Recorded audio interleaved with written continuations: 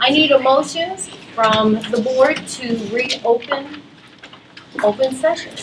Thank you, Mrs. Second. Petrie and Mr. Stevenson.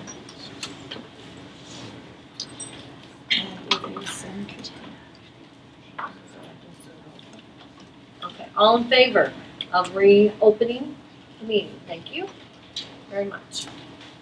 Thank you for attending this evening. It's nice to see so many people who are interested in our school district. Thank you for coming. Please stand and join us in the Pledge of Allegiance.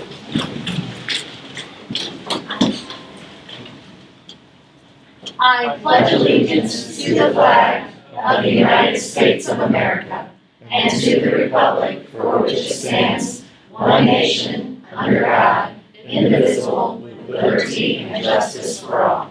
If you would remain standing, please. Sorry. I'd like to just take a few moments to remember students from our district who we've recently lost.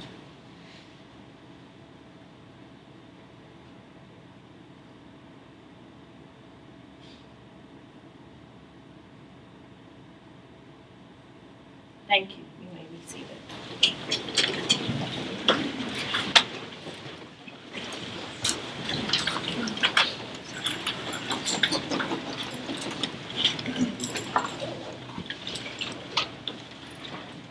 All right. I would like to hear our special recognitions this evening from the junior high and from the high school. So we'll start with Mr. Allison. Congratulations to 8th grader Maddie Taylor on her Silver Key Art Award given by the Kansas City Art Institute. Her piece was a drawing called Beauty. Maddie was one of 1,743 students who entered the Regional Scholastic Art Award Contest and placed in the top 200 alongside high school students also. Great job, Maddie. Keep up the good work.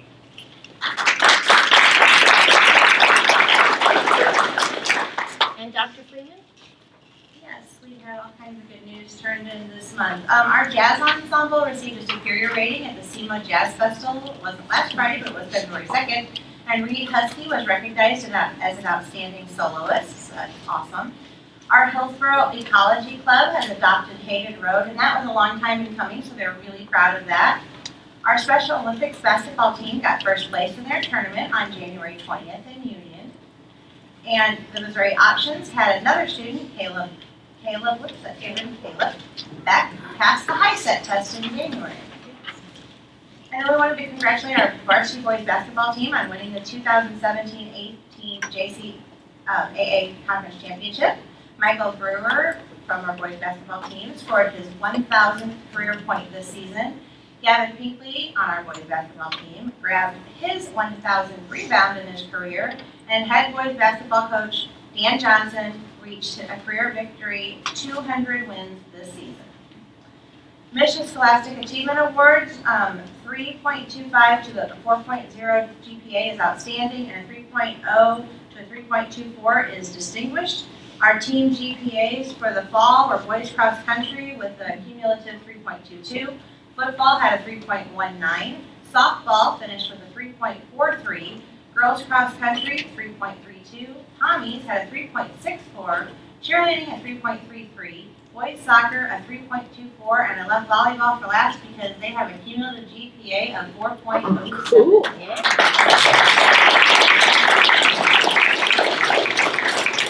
And our state wrestling qualifiers: 120-pound James Short, 126-pound Nick Short, 132-pound Dylan Owens, 145-pound Jordan Sanders, and 285-pound Joe Becker. And Mr. Marino, would you like to share our medalists? Nick, who is a senior, medaled in 4th. Dylan Owens is a 2-time medaler now. He was 6th at the state meet. They're both all-state wrestlers. Cool.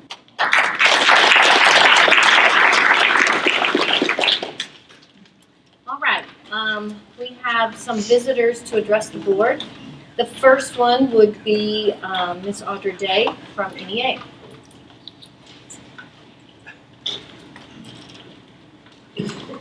Hello. I just, on behalf of NEA, I have our proposals to present to you guys tonight.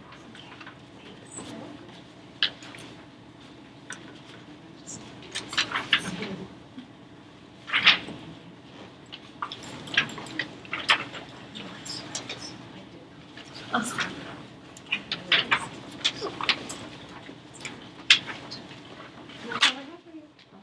Thank you. Thank you very much.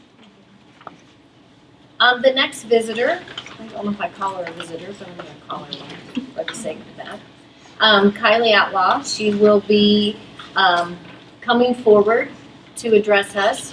You will have 3 minutes to address the board, and that's, in accordance with our board policy on public participation at board meetings. And you will be given 3 minutes, and your topic, I believe, has to do with mental health. Okay, and just so you know that the board probably will not respond because of the sunshine law, okay? So, have at it. So I am here today to advocate for change regarding how mental health and mental illness is addressed within our school district. I am representing myself and other students. I have 2 other students who have written to the board who could not attend tonight. They are both graduates of the 2017 class. So I have these for you.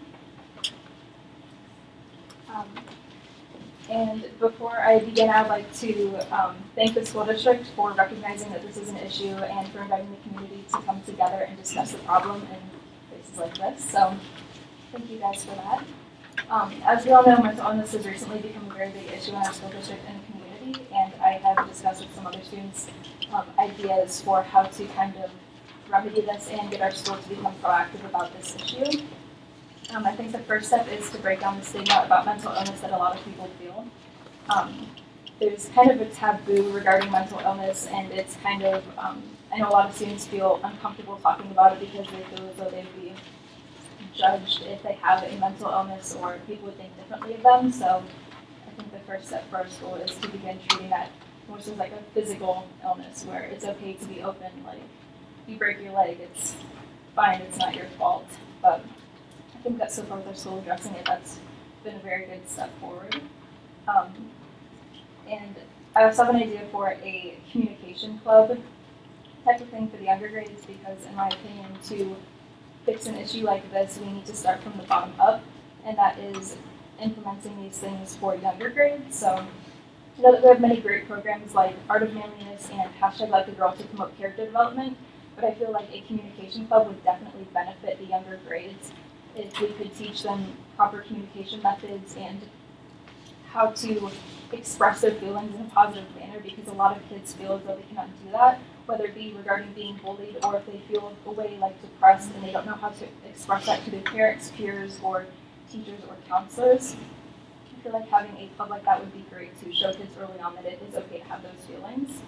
A club like that would teach and promote healthy communication, and it could show students and teach them early on how to cope with those feelings and how to positively address that. The second thing is that I feel like a trained mental health professional would be a great asset to our school district, and if we were to consider hiring a mental health professional, that would provide specific resources for students that do have mental illness or mental health issues, and it would be able to help those students identify their mental illnesses and would give them resources to cope with that, especially in the upper grades where we don't have a mental health professional to help students with that. And it would be an outlet for students to privately discuss their thoughts, feelings, and could help those students in the upper grades find coping methods if they have not been taught that previously. And as a closing statement, every single person here today wants to do what they can to prevent any more losses due to mental illness, and I believe that our district can be the first one in Jefferson County to seriously implement changes regarding mental health of our students, and I hope that you consider some of the solutions offered. But thank you. Thank you very much.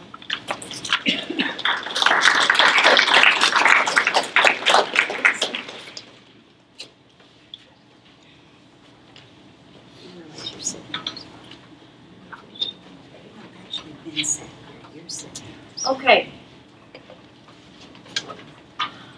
Tonight's first item of action would be approving the consent agenda. So I need a motion to do so. Thank you. Do I have a second to approve the, thank you. Any questions or concerns or items that we need to give a little more attention to? I just had a question regarding the student council trip. There's like 6 students going and 2 sponsors, and both of the sponsors were female, so are there not male students going along? Do you have a clue? Mr. Teacher, I'll have to look, to be Okay. honest with you. If there are, then we can definitely get a male chaperone to attend as Well, well. That was, But if I remember correctly, the paperwork should be in your packet for that trip. The student names, I believe, are listed on there, but I don't remember if they're in there. and I guess those teachers are gonna be gone, and is it really necessary to have 2 go for just 6 kids? That was, Yes, because it's a state conference, that they'll be able to attend workshops as well. They'll attend different workshops and report back to one another what they each attended.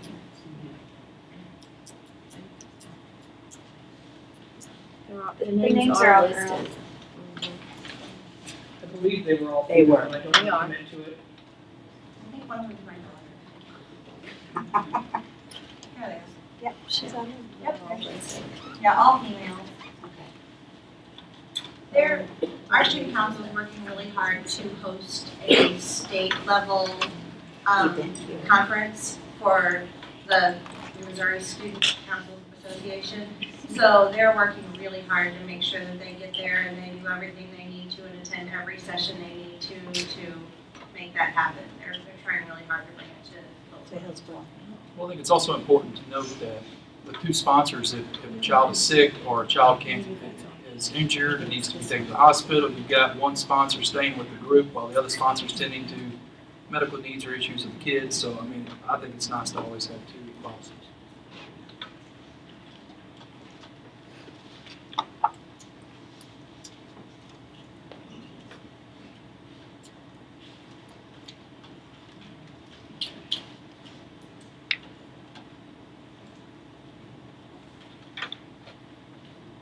I'm looking, sorry.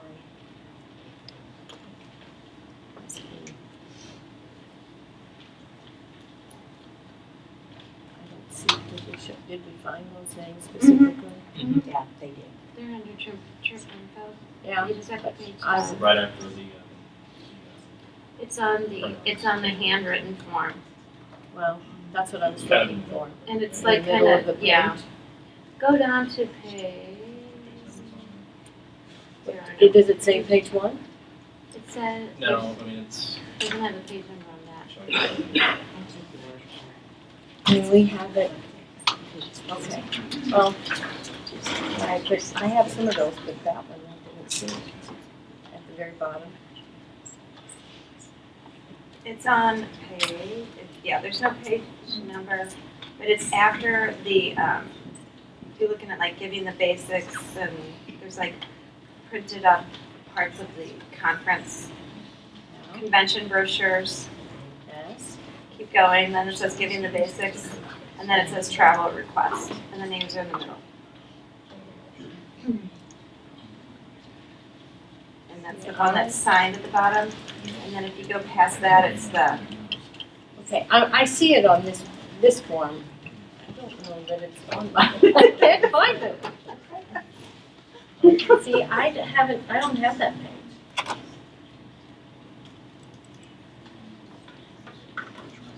There it is, I found it now. That was it, you just needed to look at my To computer. look at the right spot. Okay, are there any more questions about items on the consent agenda? Everybody good then? Okay, so we have a motion on the floor to approve the consent agenda as presented. We already have that. Thank you. All in favor? Okay, motion carries then, thank you. Now we'll begin with the superintendent's report this evening. All right, thank you, Uh-huh. President Wolford. The superintendent's report's been sent out to you. A lot of information there. Please stay on top of the legislative updates that are at the bottom. They come out every other week, so this one seems to be a little bit old, but the new one hasn't been submitted yet. rather than read through the report, I kind of want to mix things up a little bit.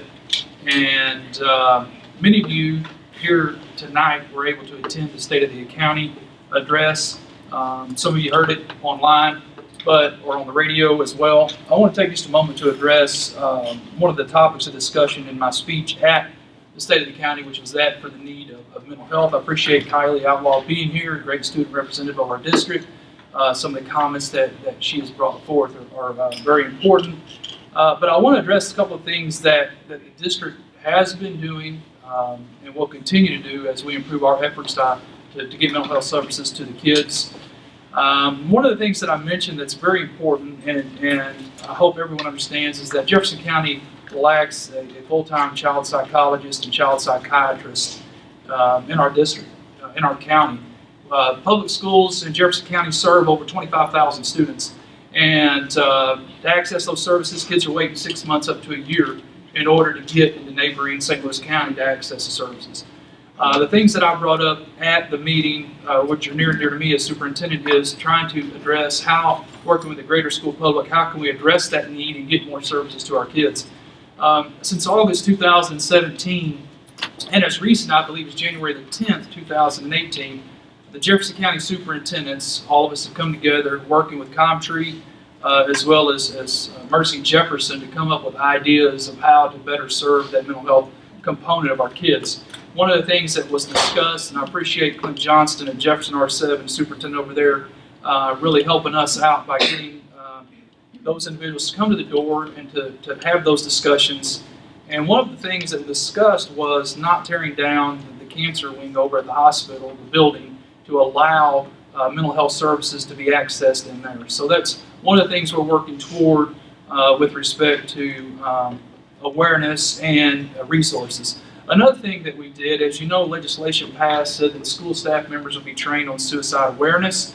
In August 2017, our staff had training with Chad's Coalition, which is a great opportunity for the staff to learn about suicide. And other opportunities in the district that we're working toward is even the mental health issue is the physical addictions. We have so many kids that come to school with addictions that are coming to products of home where addiction is a huge issue, and they're bringing that to school with that emotional trauma that we're working hard to meet those needs. On Wednesday, I believe February the 14th, the superintendent sat down with 3 judges here in Jefferson County, Judge Missy, Judge Daugherty, and Judge Hardy Sinkle, and had discussions on what can we do as a greater school county to bring awareness and meet the needs of these kids.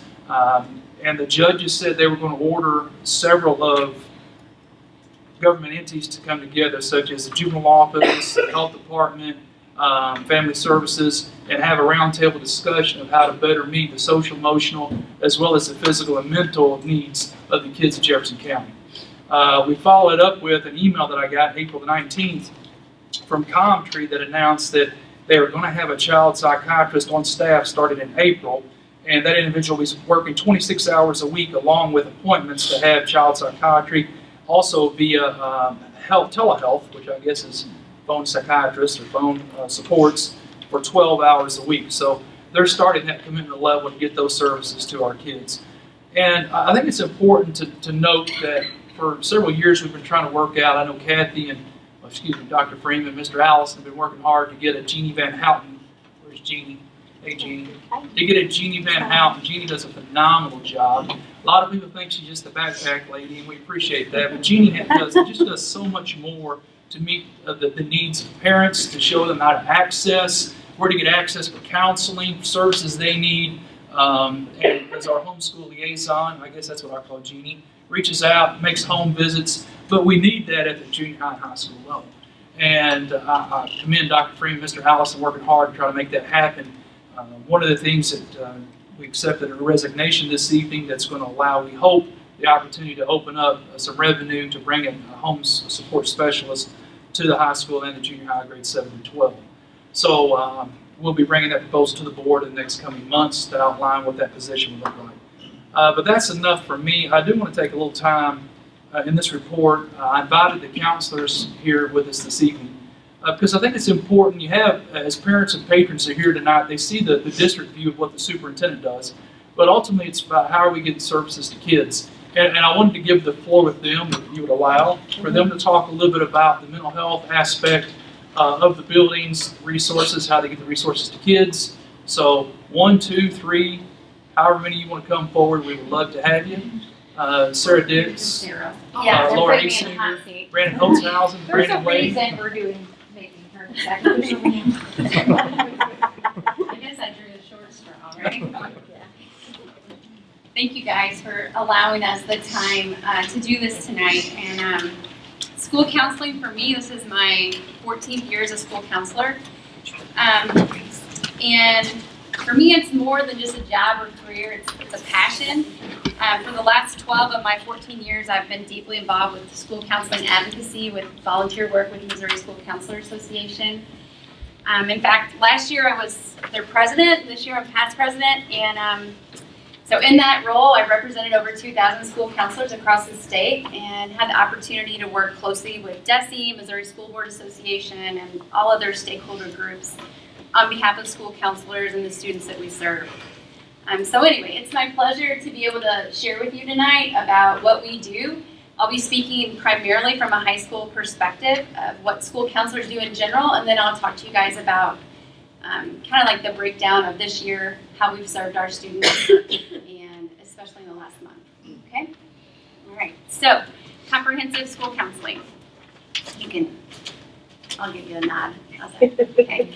So, school counseling in Missouri, we are actually a kind of a leader in school counseling. Missouri is. We have like the father of school counseling from our state.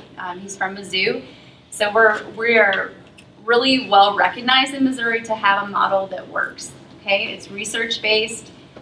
Students have shown improvement if your school can have a full implemented school counseling program.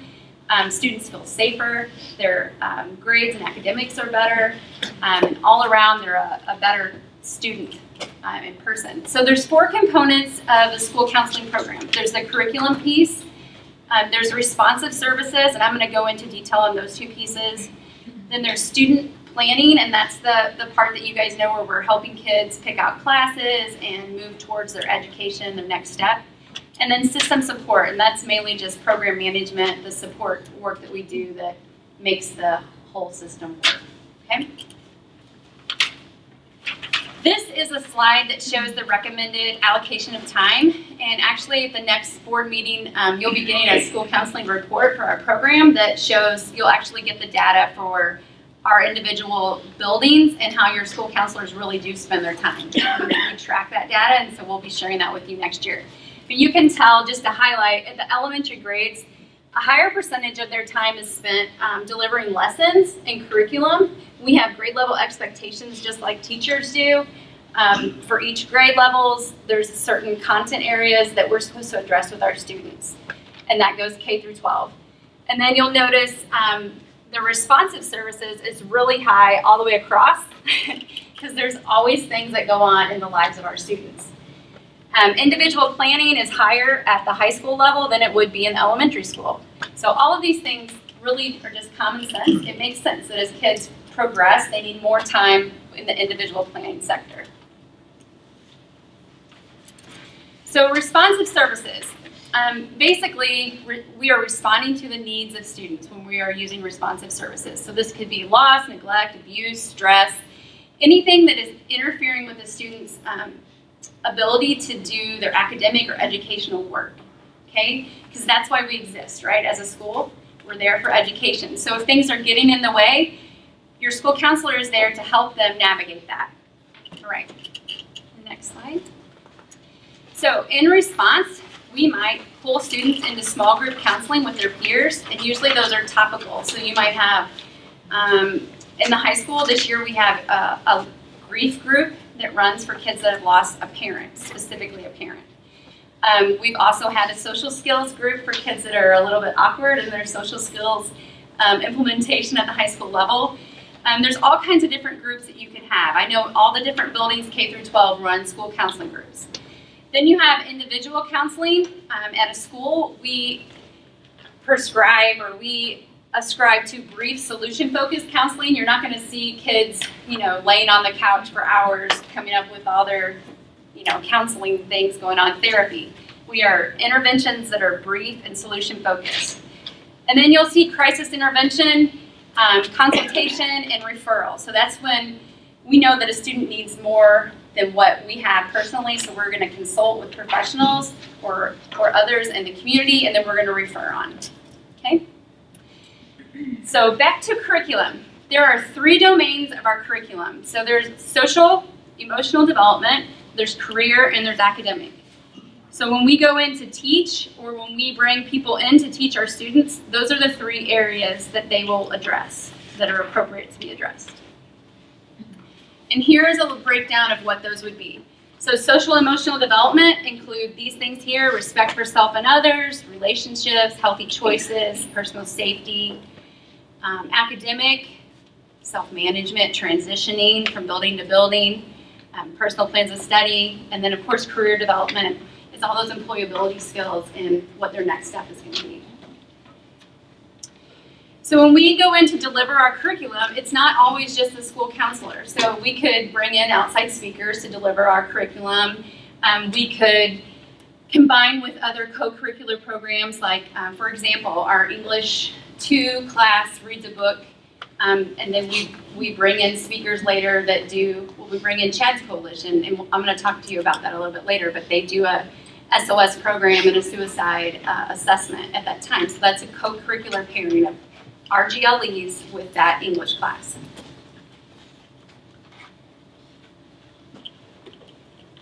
So how do we decide which GLEs get covered? So there's Define GLEs. grade level expectations, I'm sorry. Yeah, so those are the components per grade level that each grade level should get these areas of content for the students. So we need to decide every so often which ones of these GLEs, grade level expectations, are important for our specific student population to get from us, okay? Because there's a lot, so you can't always fit all those in the same calendar year. So you kind of do a sequence. So you might hit these one year, and then the next year you hit these, and so the goal is by the time they graduate, they've had all the content that they should. So every 3 years, we do a needs assessment of staff, parents, and students, and that's K through 12. From 3 years ago, in our needs assessment, the top needs, and this is high school focused, this is improvement in preparing for the next step, like career. This is handling conflict, drug and alcohol abuse. Those are the big ones, okay? Peer pressure, and that's in your handout there. So that's from 3 years ago. This one is last fall. These were our big winners: career awareness, goal setting, post-secondary planning, time management. Those were things that they felt like were the big winners last fall. And then from this year, we did our survey a little bit differently, and we had our respondents, which we really had a really good response this year, more than ever. And I think it's because we emailed out the survey instead of before we always did a paper and pencil copy at parent-teacher conferences. And so we had a really large sample this year, and we did it differently and had them pick from the different GLEs. So the number one that parents at the high school and students and staff felt like was important for students to know was that they would understand themselves and people of diverse people groups. So how to know themselves and how to get along with each other, okay? The second need was to know the skills needed for educational achievement, so how to study, how to do well in school. The third was coping skills, how to deal with life and how to deal with school and stress. And the fourth is how to apply employment readiness skills. So those are all things that we, I think, see in the community too as needs for people as they graduate high school, how to work all that out. So this year, your counselors, we all meet district-wide often. Every time there's a PD day, your counselors do PD together, and we work cohesively as a team. We have done all kinds of groups, like the group counseling that we've talked about, so anxiety, grief, social skills, There has been curriculum taught at every level. In the 9th grade specifically, we took those the needs that were just on there from this fall, and we wrote a curriculum on, we call it grit.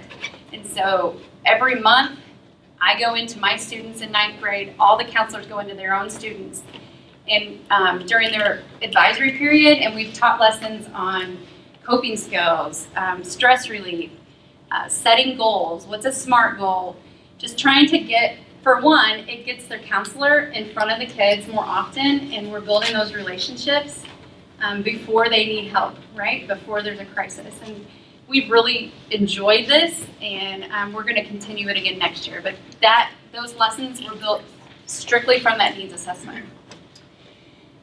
Mental health topics for parent meetings. In the elementary and the primary, K through 6, they work together a lot. And they've had parent meetings on anxiety, ADHD, and self-esteem. I can't say that there's been high attendance at any of these, but these are things that we offer. This year we also updated our crisis plan, and I have it available for you. We can email that document to you as well. Just putting in place what will we do in the case of a crisis, and who's in charge of this. And because I can tell you from personal experience, in the last month, you don't really have all your ducks in a row when you're in the middle of a crisis. So it's nice to have that manual. So we updated that recently. This year we also formed the suicide subcommittee of the counselors, and they created a cohesive process of referring students that had indicated self-harm to the next step, to like an outside resource. And then of course there's character education infused throughout all school buildings.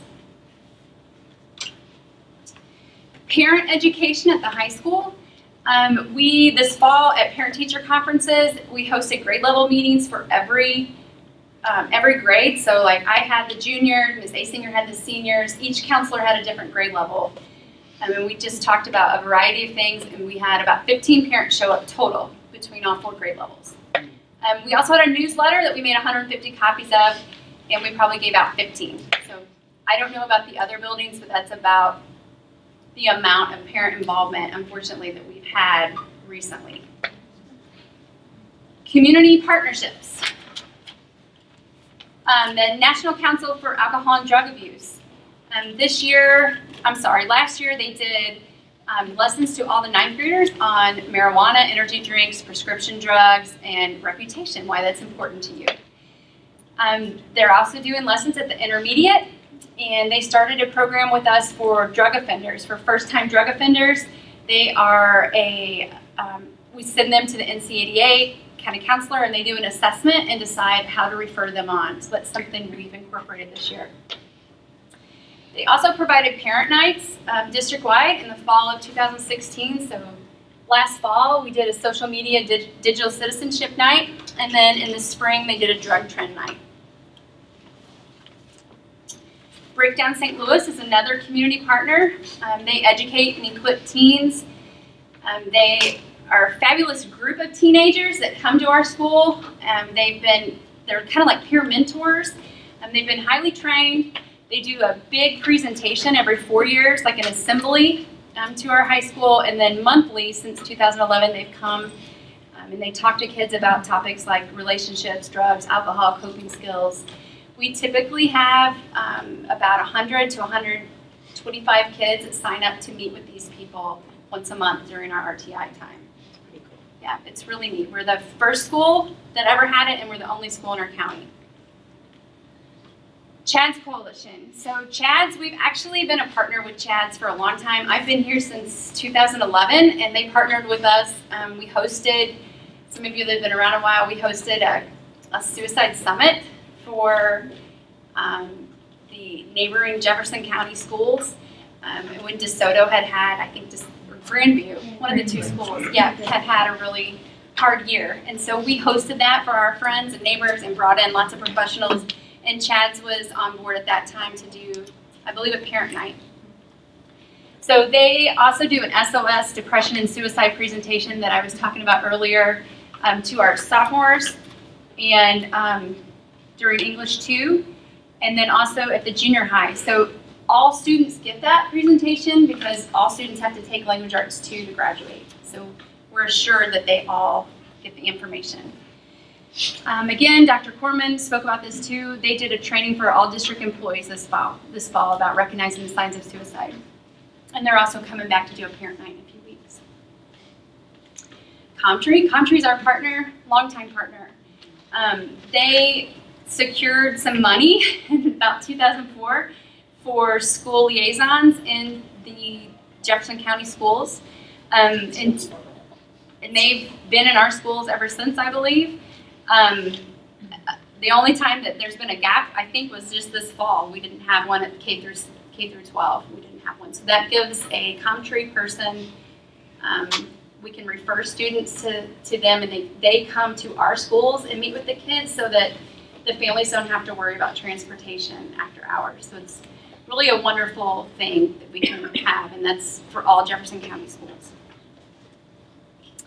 Counseling Solutions is our EAP, SAP, so that's our Employee Assistance Program and Student Assistance Program. So this is a counseling agency that employees can go to, and the district picks up the charge, and students can be referred to and the district picks up the charge.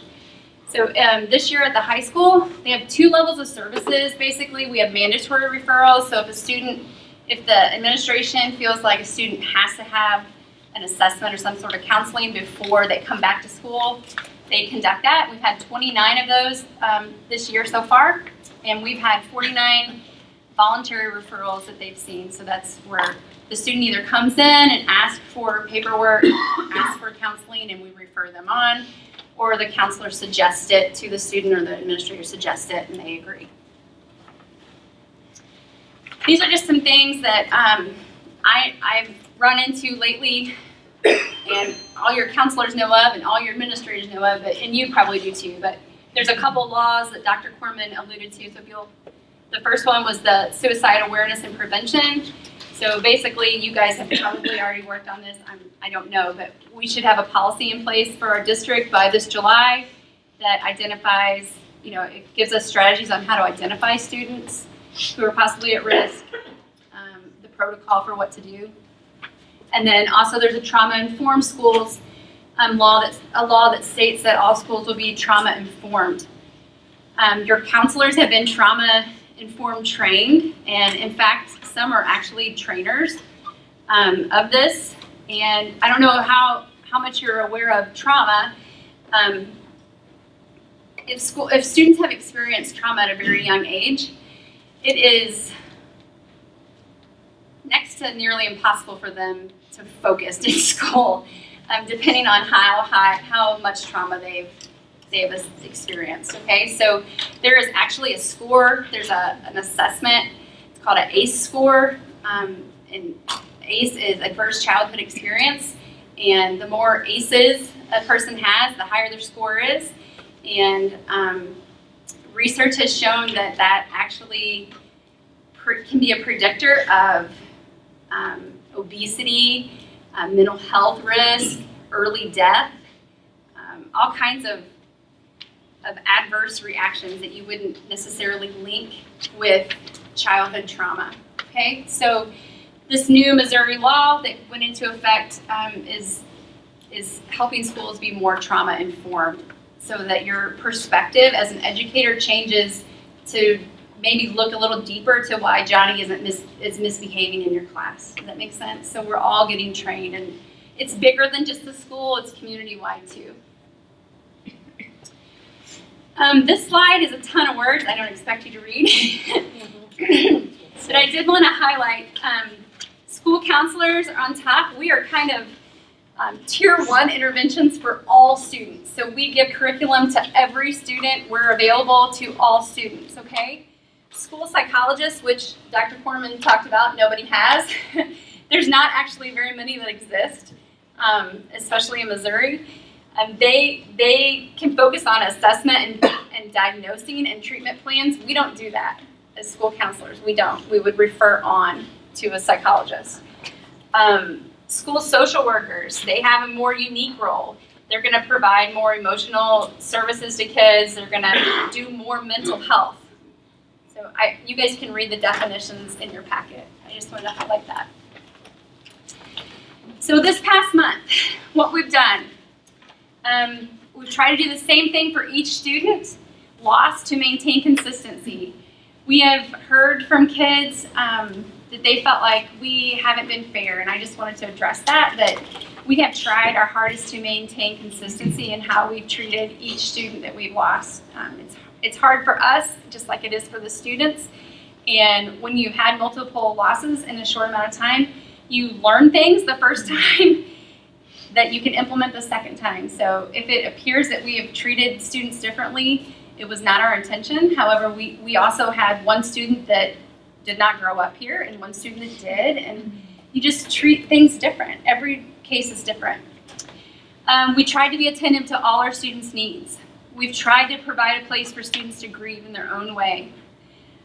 We tried to provide direct communication to parents with voice calls, emails, and social media, and we provided an atmosphere where we could listen to student feedback. We've been in the classroom, we've walked around the lunchroom talking to kids, making sure they're okay, listening to their concerns.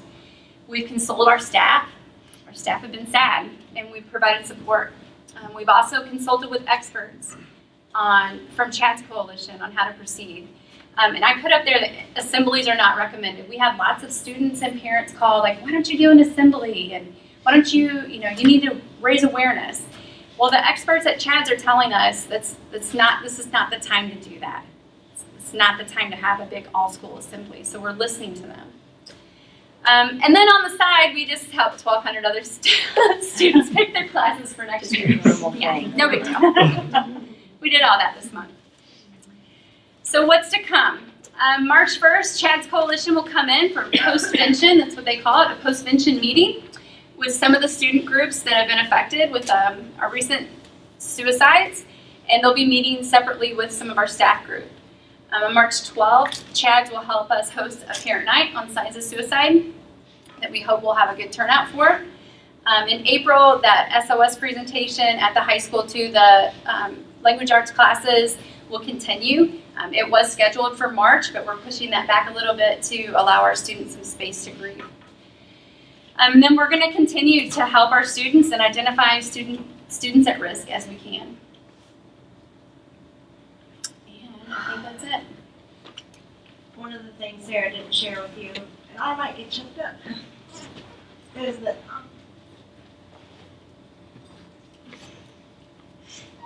this has been extraordinarily difficult on them.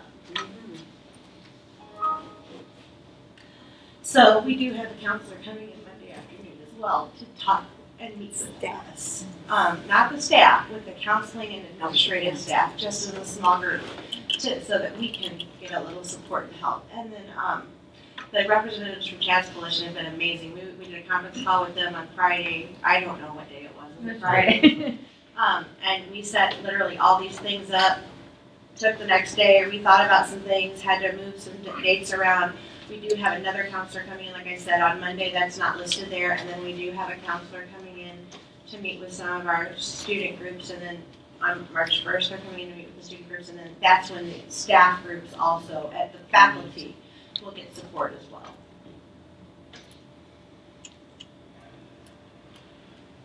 Do you guys have any questions? Feel free. Seriously, feel free to ask any of you.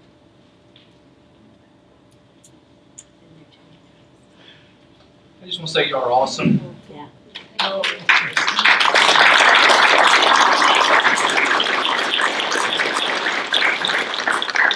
And I'm proud of all of our counselors, primary all the way up. They do a phenomenal job, and I've never worked with a group so caring and so loving, who have a heart and passion for kids. And I want to take this time just so the community could hear a little bit about what we're doing. And that's always the hard thing. Everybody, and we appreciate all the great ideas. I can't tell you the number of emails I know the counselors that I've received, that the central office staff has received, the parental input. I know at a whim they dropped everything to have a meeting with a parent that had some ideas, who happened to be the parent of a past graduate. And I appreciate them for doing that. It's a tough time for everyone, but we appreciate them pulling together and working. And as always, if anyone has any ideas, we're open to hear about them. Email us, call us, and we'll look into anything we can to help improve our offerings to our student body. And thank you. Did a great job. Thank you. Appreciate it. I just Thank want to you. say one more thing. I don't feel like we're, need to be on the defense, but I just want to promise you that we all work every day as hard as we can for your kids, and we love your kids. So, Thank Thank you. you. Thank you.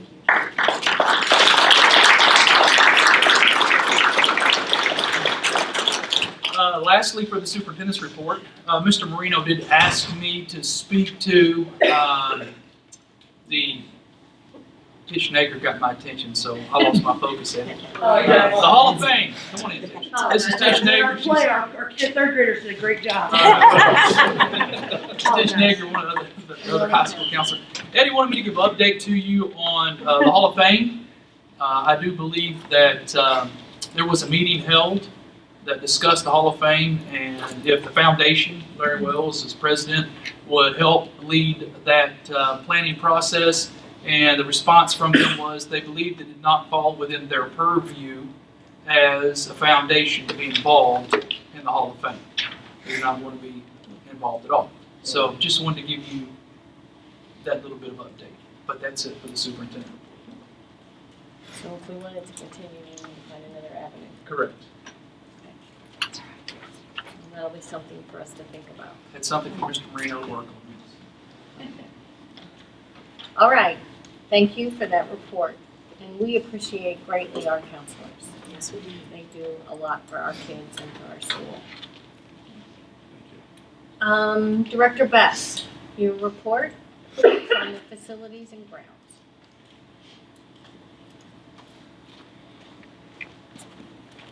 Good evening, everyone. Good evening, sir. That's a hard one to follow.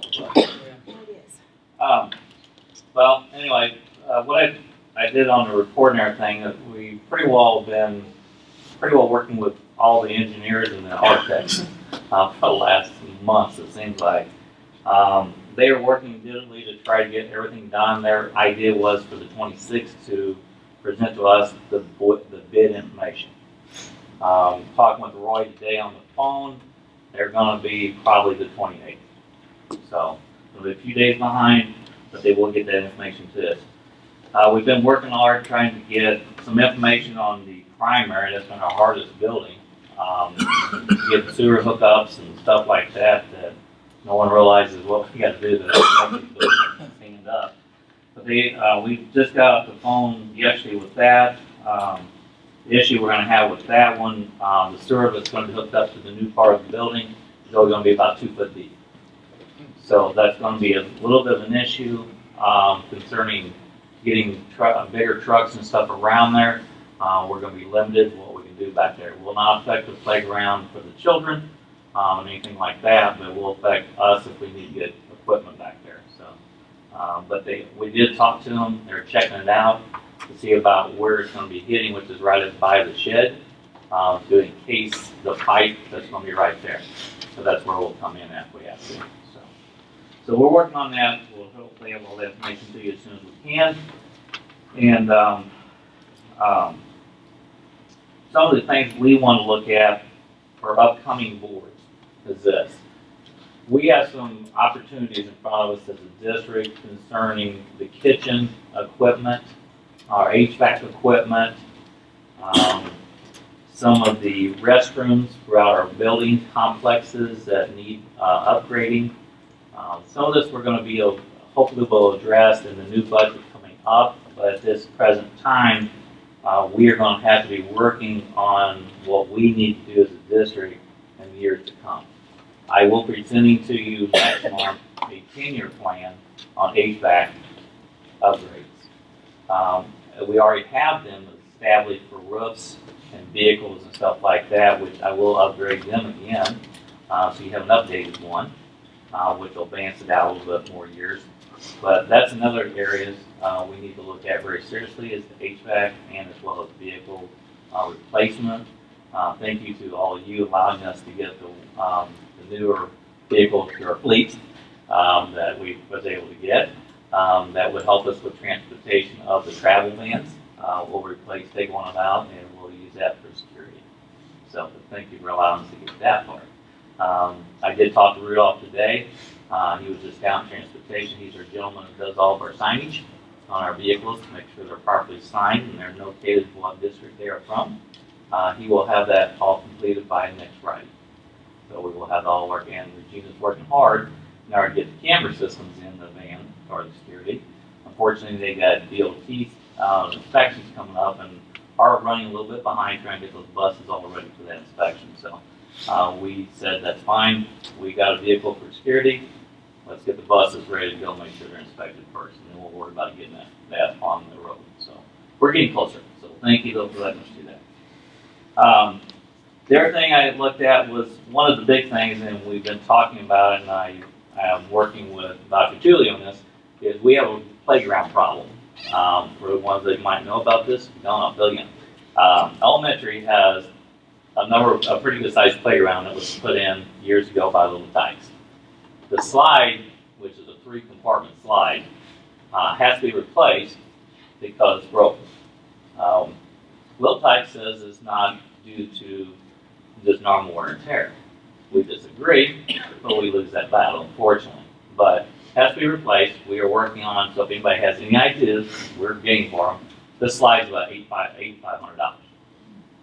So if anybody has any great ideas, we'd love to hear them. So, but there are some equipment issues. We've got to have that. We feel like it needs to be addressed for this coming budget because we need our kids to be able to have something to play on safely. So I do want to bring that up to you as a safety issue that we have.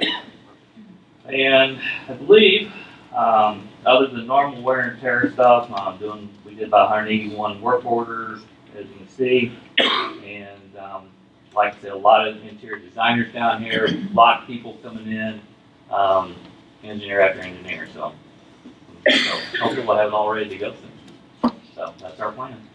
So any questions?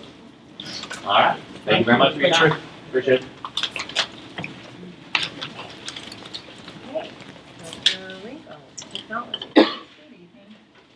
This past month, we had 162 completed work orders. We got the installation of the smart boards completed. Ethan did a training class at the junior high on Chromebook troubleshooting, which he did a really good job on that. And for the month of February, we did a team building exercise. And Aaron was able to find some inactive phone lines, and there were 6 of them, and it's now saving us a little over $100 a month. So great job, Aaron. Yeah. Awesome. And our math testing, they're doing the practice test. So I don't know if you understood what I was trying to say in this little paragraph here, but we don't have enough Chromebooks for complete 5th and 6th grade, so we have to take the Chromebooks from the 5th grade, move them up to the 6th grade, let them test, then we take them from the 6th grade, move them down to the 5th grade, let them test, and then we split them back up where they belong in the classrooms. So, and then we'll be doing that again in a couple months once math testing. I don't know what you're juggling. Yeah. Any questions? But that's going okay. Yeah, it's a little more. Internet and The problem we're having, like at our elementary, it's a little more difficult because theirs are, the organizers are bigger, and so we can't haul that big organizer. It's way too heavy. So we're actually having to have the kids pick up the Chromebook and take them to the classroom that they're going to be testing it. The intermediates organizer is a little bit smaller, so it's a little bit easier for us to move. But long startup time on this is not really ideal. Because you think about that organizer is just a little wooden case, the more we keep moving it and shifting it around, the risk of dropping Chromebooks along the way. those the rolling cards? Is that something? And we don't have enough of those rolling cards, and we went with the organizers because money, Sure, way cheaper. but that's something maybe you could add in as time. Down the road, yeah, potentially, hopefully, we'll get more Chromebooks instead of the cards, but yes, that's an idea as Because well. now, are we 2-to-1? Yes, we are. We are at the intermediate, but, we still need, some more. But we're getting there slowly. The elementary's got a lot more now, so it's just taking some time. Well, personal experience, those rolling cards are really helpful. Yes. They're really nice, and you can charge from them and all of that Yeah. too. But my other question was overload on the server? Because if everybody's trying to log in at the same time, are you having experience? No issues with that. Great. No. The math testing, you have to set up what's called a TSN, and it tells you how many, Chromebooks you can have them one at a time. Aaron's got all those set up, we got it split out, we haven't had any issues with that. Knock on wood, and it all goes well with the actual testing. Frustrating, yeah. Yes, Okay, great. Thank you. thank you. Mrs. Ginge for our financial report.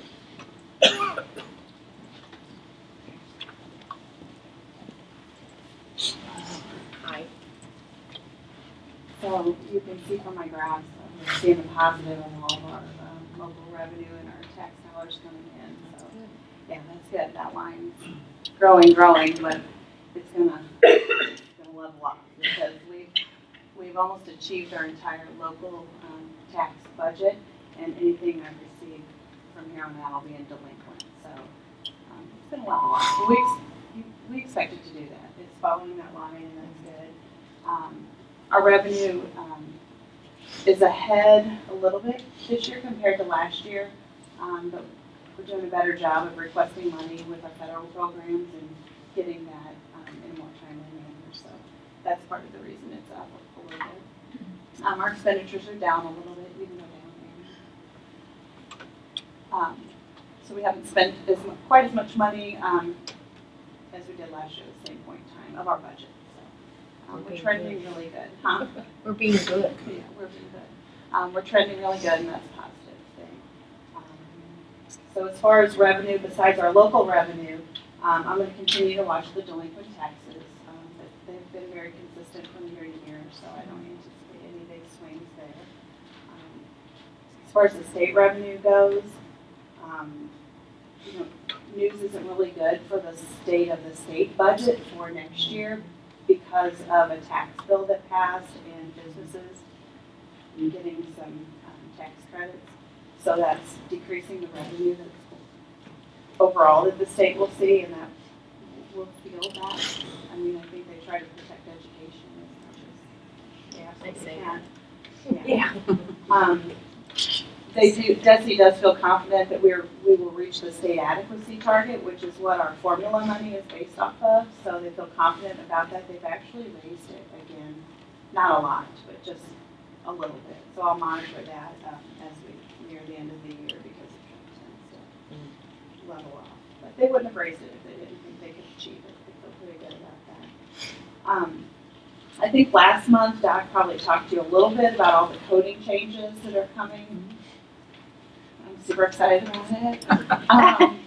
Sarcastically. Sarcastically. It's a huge, huge job, but it will allow me to kind of clean up some of our existing codes because before I can start all these changes, I have to clean everything up that we currently have, make sure things are being coded to the right numbers. Yeah, it's called a function code, but the right places according to DESI, and that I have the correct numbers in there. And I've already made a few changes, so some of the secretaries are going to be a little unhappy with me because their numbers are going to go all over the place. But our already lengthy accounting string is 16 digits long. It's going to go to 20 digits.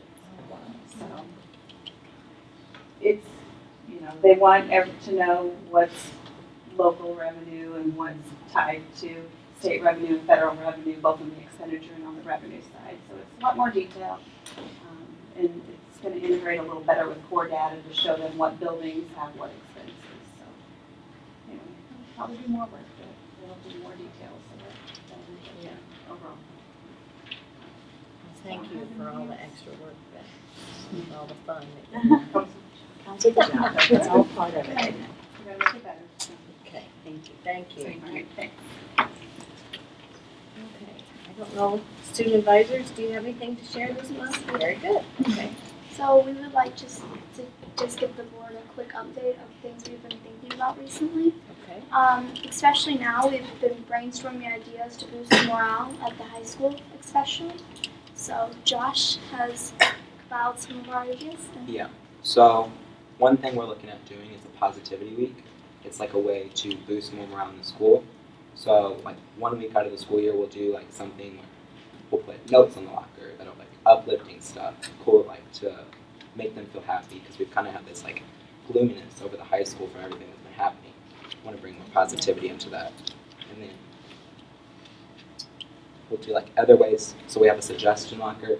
That was like a good idea for us. That decorate a locker for them to put different ideas into and stuff like that. So those are just kind of things we're looking at to boost the positivity and bring more like a happier spirit into the school. And I would also like to take this time to ask the board if there is any direction they'd like us to head into with anything we can ask the students at the high school, especially at this time.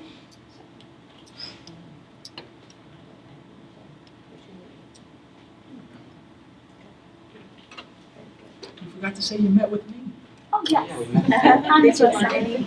We learned a lot. We had pizza. Yes. Priorities. Thanks, Dr. Freeman, for the pizza. Oh, so that's where, okay. Well, I like your idea of the positive thoughts.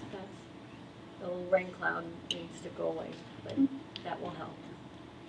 Very good. And I don't have any other things for you at this time, but if somebody has something, they'll let you know, I'm sure. Okay, thank you though. Thank you. Very good. Dr. Freeman, graduation. Well, I haven't met with you in a year over the topic, so I kind of thought you might want to know, just be reminded of what's going on and kind of be updated on things. Our graduation is Tuesday, May 22nd this year, so that's new. We used to have graduations on Thursday, but DEFCO could no longer accommodate that particular day of the week because, we go in cycles. We contracted them for about 3 years out, and so we are moved to Tuesday, May 22nd. The good news is now we're in school on Monday, May 21st, so we're closer to that date. But I am completely confident that our teachers are going to all come back for the graduation ceremony. I mean, there may be one or two that can't make it, but they've all pledged that they're going to, and I know they will. It's at 7 p.m. It'll be on the athletic facility, but that's kind of what I need to talk to you about, and it's in February, so I thought this might be a good month. For us to hold graduation on the athletic field, as we have, as been tradition, we're going to need to purchase a great deal of plywood so that we make sure that we do not damage that field. And I found out today that Johnston's have already submitted our announcements. So it does say athletic field. So if there's a change to that, or if you had a directive from me otherwise, well, the announcements just went print. So and that was not our senior sponsor's fault. They did that without even conversing with them. And usually they converse with us, and I like to hold off until March. But that didn't happen. So if there's something that we need to do differently, I need to know. But I do want you to know right now that the announcements were printed. So we're staying at the athletic field. 2 things will happen for sure. We will need to buy a lot of plywood because we want to make sure we're protecting that field. And then we will also, I will contract with Vernon Jones. Mr. Marino will help me do that just like he did last year. We'll have them come out the next day to clean, fluff, prepare divots, that whole 9 yards. So that will be an expense that I'm talking with the students about as well. So the plywood itself is just to protect the turf from the chairs? So the chairs are not They don't actually sink right down. on the turf and create those divots, yes. Well, we did talk about that last Can you year. rent it? What, I'm I sorry. know it sounds weird, but can you rent plywood? It's reusable. Is there a company From some of that these- offers that? Anything like that? Can we rent plywood? I'm pretty sure we used to do it once. Well, We don't know any I place mean, that but rents once you plywood. buy it, then you But once we buy it, as long as we store it somewhere nice and dry, But if you're gonna need it I know. every year. Now, there's no way that like a different chair would make a difference. Yeah. Like, that would be cheaper, I tried to right? invent a chair last year. I'm not trying to flip. I did. I tried to think about a chair on skis or something, and I was going to call them turf chairs. So if somebody wants to take that idea, it's fine. I didn't really get off the As long as ground you with get it. the I money. didn't turn it into I didn't turn it over to Project Lead the Way Kids, obviously. We can't be the only school district. Right. We're not. Deal So, with that. There's gotta be. okay, so we'll do a little more research and I'll get back to you next month. It's February, so I wanted to bring this to your attention. You know, maybe talking to, I can't think of their name right now, the turf company that Vernon Jones. you know, is there something they can put on the chairs themselves to protect that? I know you still have the heel Try coming to across the it. old tennis balls. That was my thought. If I something don't spreads know. that force out over a bigger area. The weight, like a Exactly, right. exactly. That's what I was thinking, actually like a ski underneath But that- of some sort. They don't know, I guess, if it would make a difference. Yeah, exactly, yeah. Um, Maybe talk to them and One see. of the other issues we had last year besides the divots was the flowers, because of the circumstances surrounding graduation with the lockdown and whatnot, the flowers did not get properly prepped, okay? So they were still in bundles. People were tearing off the flowers to hand to students. There was a lot of flower stuff on the turf. That's not gonna happen this year. We're gonna take a lot of precautions to make sure that that is all prepped and ready for them.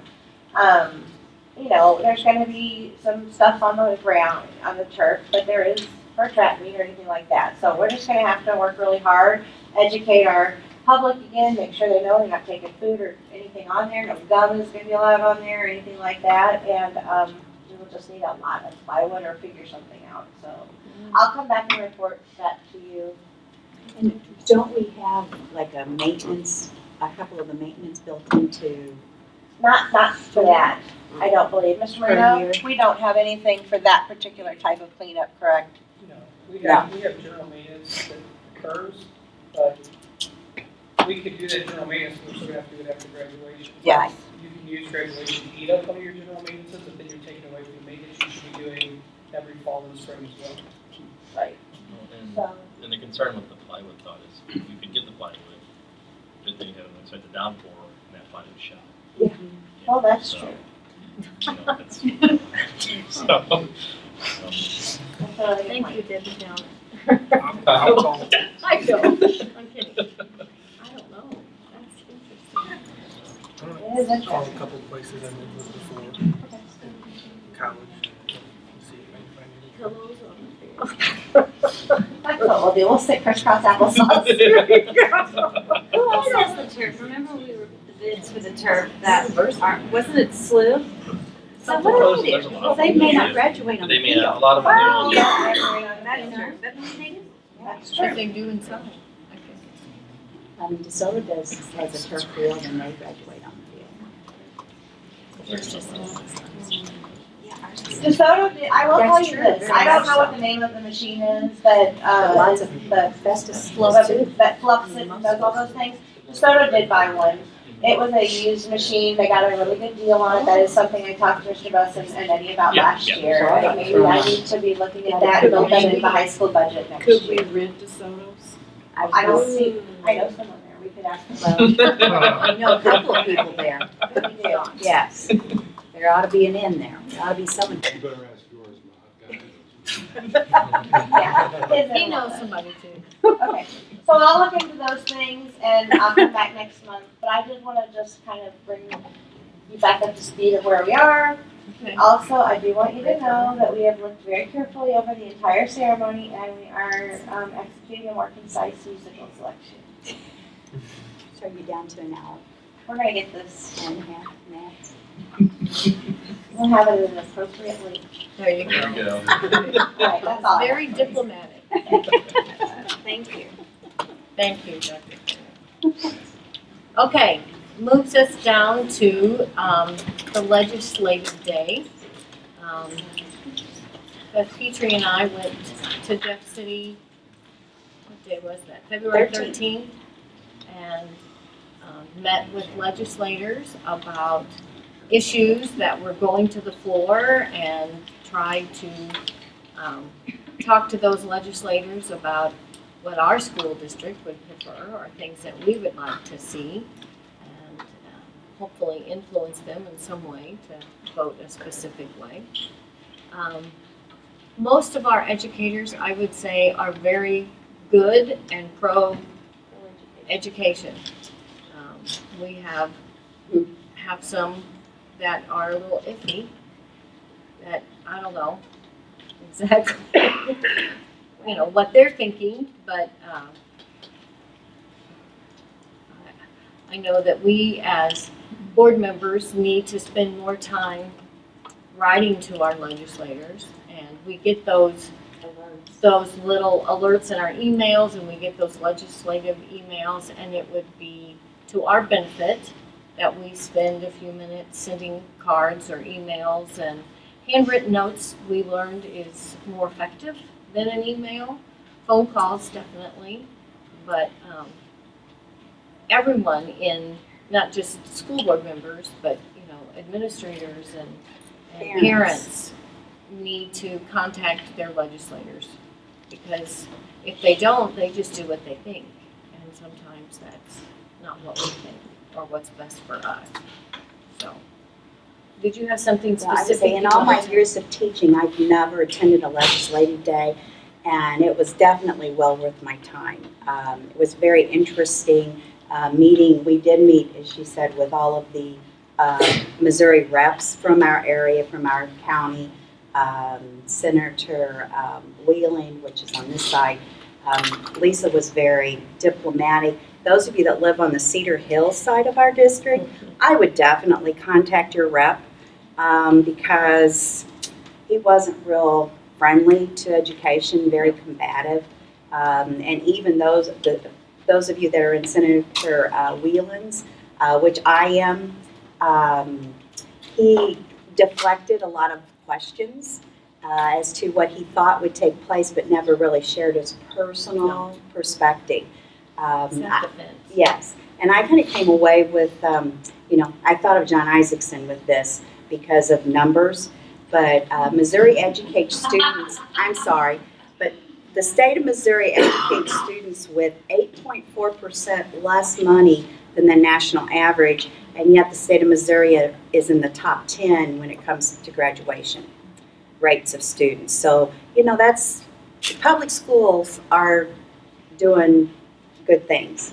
And of course, failure rate is much higher for the charter schools, and I found it interesting that in Bill 2247, that just barely got out of committee with a 7-6 vote, that expands charter schools outside of the Kansas City and St. Louis area. However, the Kansas City reps did not support it, and yet they have charter schools in their area. So I found that to be rather interesting. But if you have a chance, definitely contact and let your legislators know. And if you have a chance to attend Jeff City, go. It's pretty awesome. Us little peons might make a difference. Well, get together and go Yeah. to the group. Yeah. Okay. I think that concludes our reports and moves us into unfinished business, which we need a motion to pull from the table and discuss the issue about the Boy Scout request for facility access. Thank you. I need a second by Eric.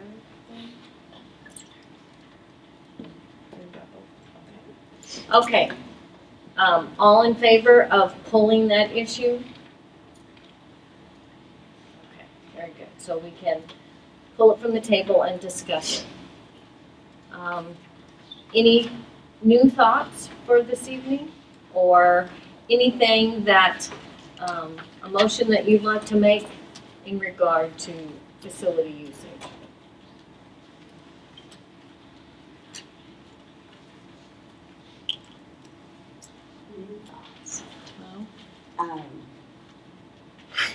One of the things that has concerned me is the fact that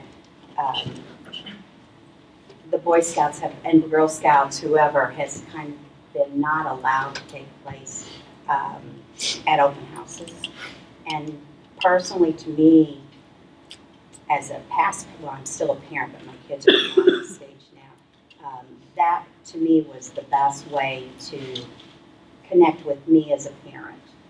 At open house? At open house. And I know there's issues with a large numbers of people and parking and all of those issues, but I do think it's important to allow, organizations to, kind of have an open house in the cafeteria or something. Have an opportunity Like to set up a 29. table Right. and present their information. But your thought is to have them all do it at the same time? I like that idea too, for open house and to go, I mean, we talked about it before, but parking and the amount of people it's ridiculous. It's not conducive. And I think it should go to, this is my opinion, but I think we need to make more nights available for open houses and get it down to one school building at a time instead of just combining. and people that have kids in more than one building having to shuttle back and forth. It's a logistical nightmare. Well, that would, I guess, be helpful for your organizations that want to set up. In other buildings too. Yes, Yeah. because that means they'd have to really have lots going on at the time. I mean, I know it's going to be hard to do that, and we're used to the way we're doing it now, but. Does it have to be open house night? Can it be just a? I think open house night is what gets so many people. Right, that's where you're gonna contact parents. The Boy Scouts would be able to contact as many, and for the parents that wanna see these groups and get the brochures and have more information, they can get it all in one night. They just, I mean. Well, here's a thought. Common sense to me, I mean, we saw in the statistics that the counselors brought up that not a lot of parents come. At a special. Yes, but if we had bigger functions or did more things, we could have counseling forums that, we could have other fun things, maybe. We have science fair nights and the buildings do some fun things. What if they did it on a specific night within a different building? I know, this is just because of the intermediate, I know they have a spring fling night. That could be, you have a good turnout, don't you, Mr. Riedenauer, on that night? That could be a night where their tables, the tables are set up there. And it seemed like the elementary used to have science fairs. I don't know if they still do. Do you have a science fair night? We have some night. Okay. With a family some night. So kids have their projects out, and you have a fairly good turnout on that night as well? It's more of the community members coming in and doing some activities with our kids. Okay.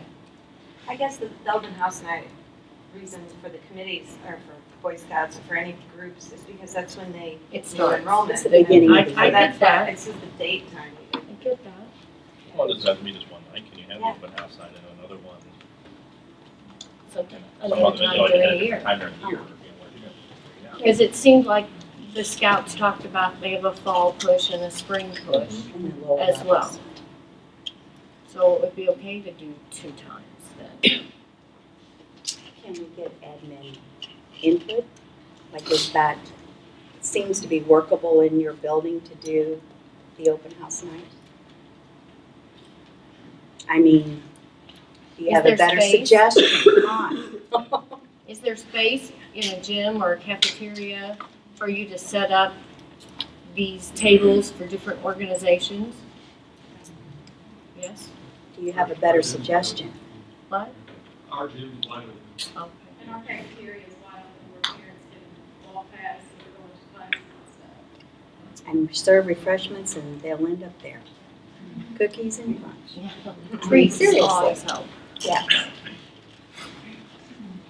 And that doesn't address the need of different nights. What do you guys think of different nights for the elementary, the primary? You know how we're doing it now. Open house? Yeah. It's a logistics night. To separate it into singles, so you want to keep it as it is. Yeah, this is Scott Reedner's opinion. Right. Last year was a nightmare, and it was Scott Reedner's fault because I didn't open the parking lot back here, the playground, and it was horrific. And Well, that's what I'm remembering. Let's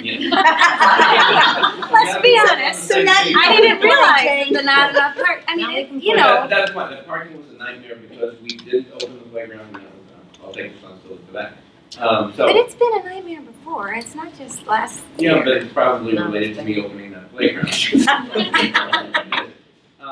It's just, if you make it 5 nights, you're gonna have those people who have to come up here 4 times, and some people want to do that and some people don't. Yeah. But you're also, when you look at the days before school starts, you don't have 6, 7, 8 days to get ready. Right. You're gonna have somebody come back to school today to have open house tonight.